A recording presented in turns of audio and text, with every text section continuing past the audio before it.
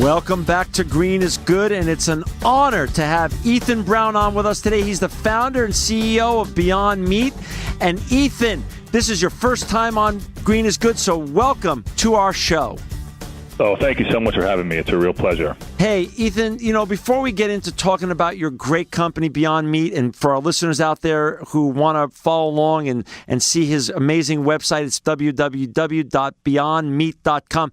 Ethan, tell us a little bit about your story, your journey up to the point of starting Beyond Meat and growing up, and what was some of your influences and inspirations that led to the founding of this great company.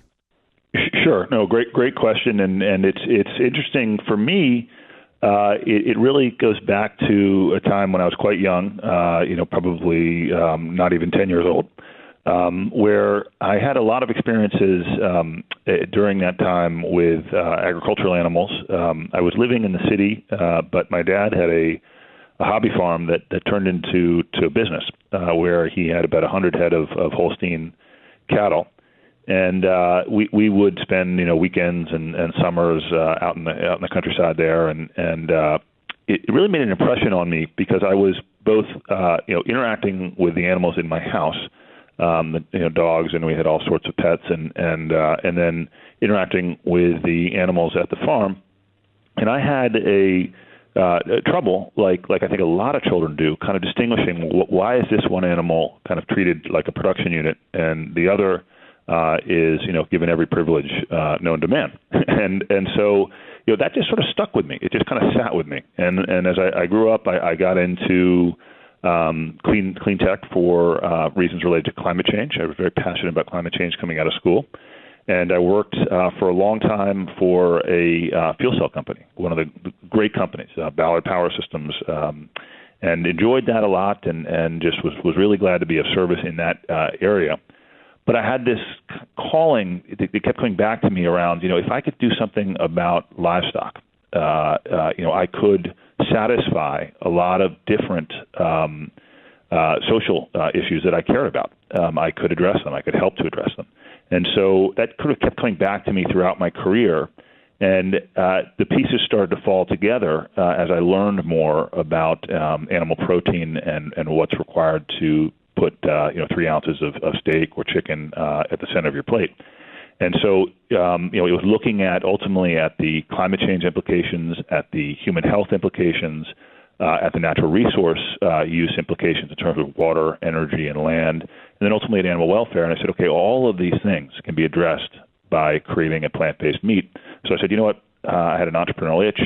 I started to invest in some restaurants that were doing really interesting stuff with plant-based proteins, and ultimately said, I'm going to try to find a technology that can take plant-based protein and realign it so it mimics the fiber structure of animal protein. And that's really how I started the company. Wow. So tell us, that's just incredible. And for our listeners out there who already have heard many of our shows, they know I'm a vegan. My family's a vegan. And what you're doing is great stuff and gives me great hope about our future. And right now. Yeah. So talk a little bit about what your company does now. I'm on your website. It's a beautiful website. I've signed up for your newsletter while we were on the show. Share a little bit about, what you do. And for our listeners out there, again, it's beyondmeat.com, www.beyondmeat.com. What does Beyond Meat do, and what's your mission? Yeah, exactly. So I can sort of start by revisiting, I think, what we call the 4 pillars, or we call them the 4 horsemen of change within the company, and why people work here. And, if you look at kind of the human health aspect of all of this and the relationship between particularly processed meat and heart disease, cancer, diabetes, then you'll look at climate and you say, okay, well, 51% of greenhouse gas emissions can be attributed to livestock. And that's more than half of the problem.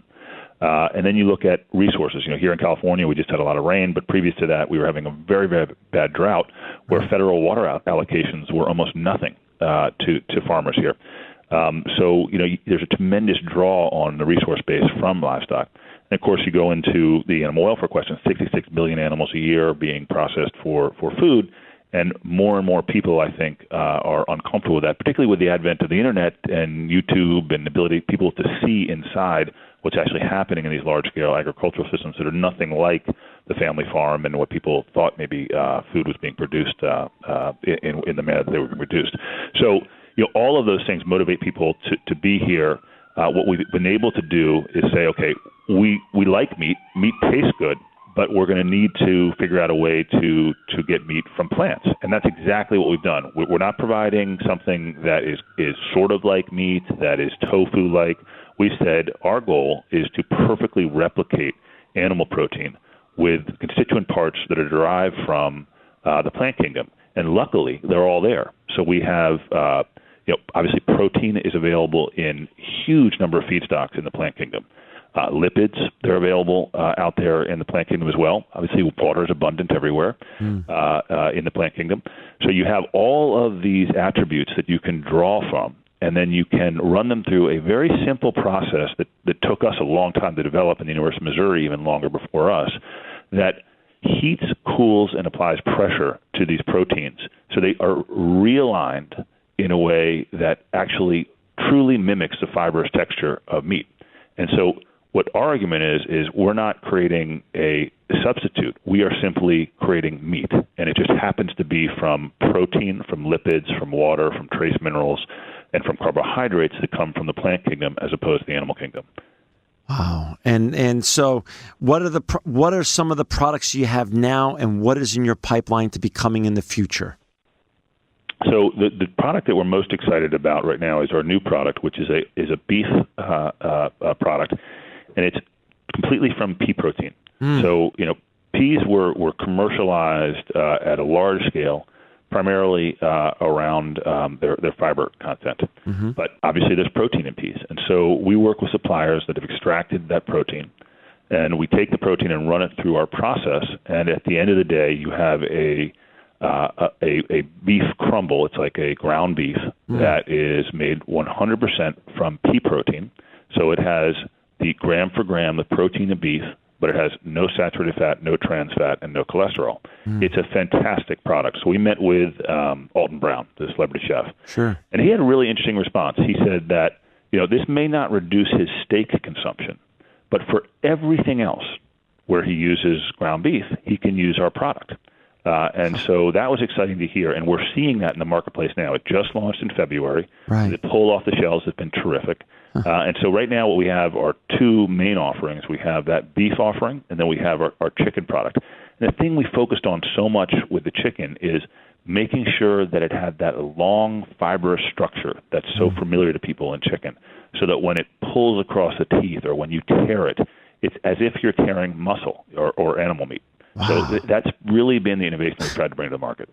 Wow. And what's coming beyond that? What's some of the things on your visible deck that you're going to be bringing to market in the coming years? So here's what's exciting. So if you're going to say, okay, we know that we can take these constituent parts from the plant kingdom and create meat with them, why not create something that's better than meat, not because what it lacks, not because it just doesn't have cholesterol, saturated fat, or trans fat, but because of what it has. And so we're working on a special project that will be released hopefully this summer. I was just talking to our R&D team about it this morning. Right. That will have as much iron as steak, as much omega-3s as salmon, and we'll have antioxidants for muscle recovery, et cetera. So the idea is let's go ahead and create products that have attributes that normal animal protein, simply because they're not starting at the beginning and saying, how can I optimize this for human health, don't have. Wow. That's so exciting. So here's the question that people are going to be, I know once this show airs or once I start telling people about your appearance on the show, here's the question that I want our listeners to hear your answer to, because we have listeners in the United States and around the world. Ethan, where can they start buying your great products? That's something else that I'm very excited about. So last year, and I want to say a note about Whole Foods. Sure. We wouldn't be here without them. And we have customers now that are coming on the conventional space that are very important. But I have to go back to the beginning of the company. And this is something that I just feel strongly about because coming out of other industries where large suppliers would try to squeeze you for everything you got, Whole Foods was a helping hand up in every case. They came out to at the time when we started the company, we were living out by our farm. They came out there. They toured our facility. They've had multiple times. Every time I had an iteration of this product that I thought was worth sharing with them. Right. I was able to bring it to them, and they would give me feedback. We were constantly engaged with them. They came out to the university, worked with us there. So they really have been an outstanding partner. So it's available at Whole Foods. Great. It's available at Sprouts. It's available come May in the Safeway network. So throughout Safeway. Wow. It's available through Amazon Fresh right now, and in September, something I'm really excited about. It'll be in Target. So it's our request to progressive retailers is to not sell meat and meat alternatives, but to provide a section in the supermarket that sells protein. And so, consumers can pick from animal-based proteins, or they can pick from plant-based proteins. And as we start to further develop the supply chain for plant-based protein, it's my hope and our vision that we'll be able to source protein from a large variety of plants. So we're looking at things like lupin. We're looking at camelina. We're looking at mustard seed.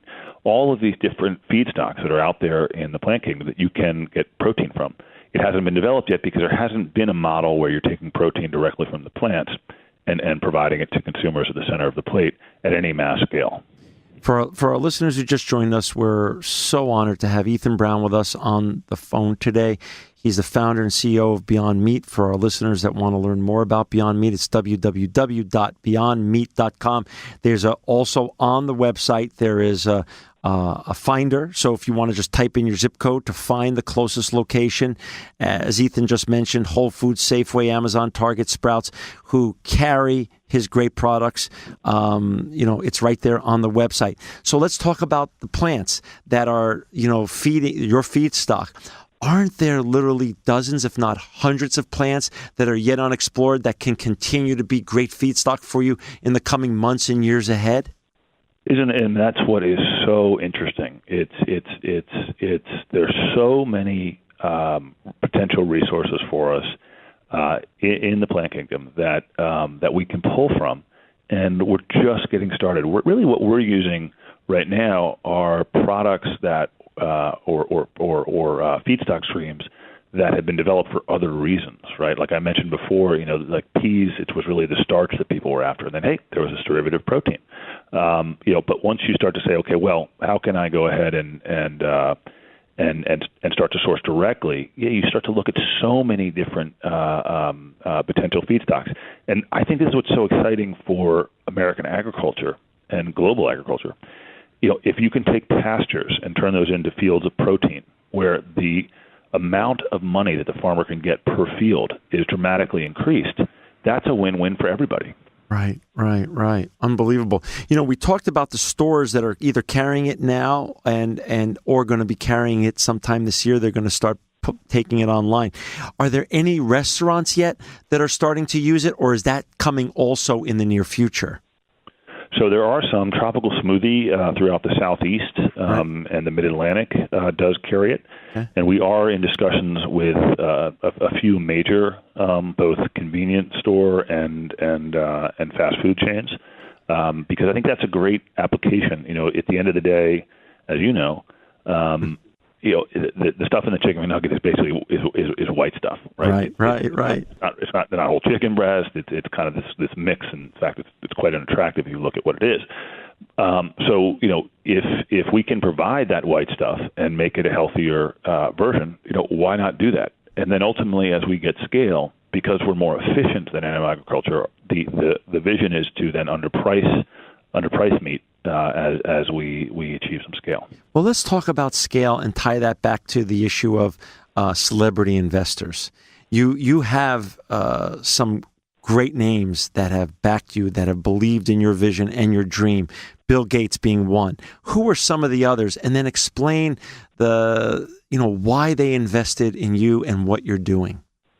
Right, and it's something that I just have to pinch myself over. It's an absolute blessing, and I think knowing your background, I mean, what you can.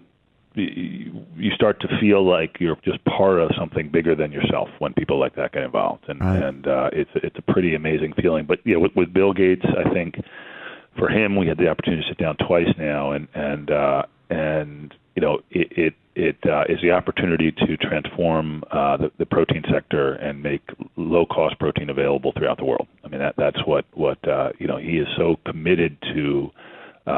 Sustainable development throughout the world and health throughout the world. This was exciting for him.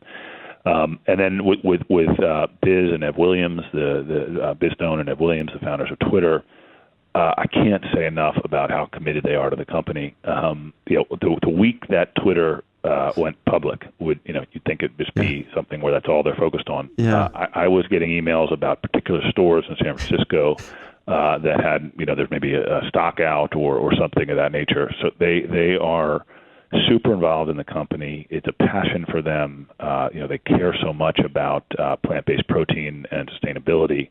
So it was a real, passion play for them in terms of the investment. We have Seth Goldman, who's the founder of Honest Tea, very actively involved and just been super, super helpful on helping us to navigate the retail space. Morgan Creek Capital, Humane Society's invested, so there's just a tremendous amount of support at the board level, and it's pretty neat. Kleiner Perkins was the first organization to invest in the company outside of friends and family. And they took a big risk. I mean, they're the company behind Google and Amazon and others. This is a very unusual investment for them, but they stuck their neck out, and I hope we've made them happy that they've done it. And people will ask me, are you still taking investors, or is that for another day, the next round of investment? Yeah, we are. We have a small round that we're doing now that will help with the expansion. And for us, the biggest challenges are really cultural. It's the science. We know we can get there. We just brought in a guy that spent 4 years at Harvard Medical School working on cancer.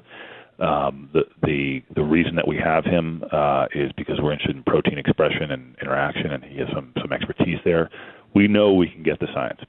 It's the culture. How do we share with people that plant-based protein is in fact every bit as good for you as animal protein, and in fact better because of what's missing.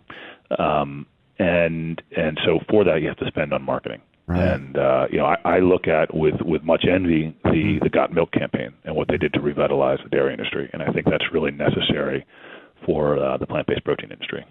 Interesting. That's fascinating. Well, and either is one of the interviews or in some reading somewhere that along the way, Gates and Biz Stone had said one of the great reasons, not only do they believe tremendously in you personally and your vision and Beyond Meat, but the scalability of this is so unbelievable. Because think about what they've done with Microsoft and with Twitter.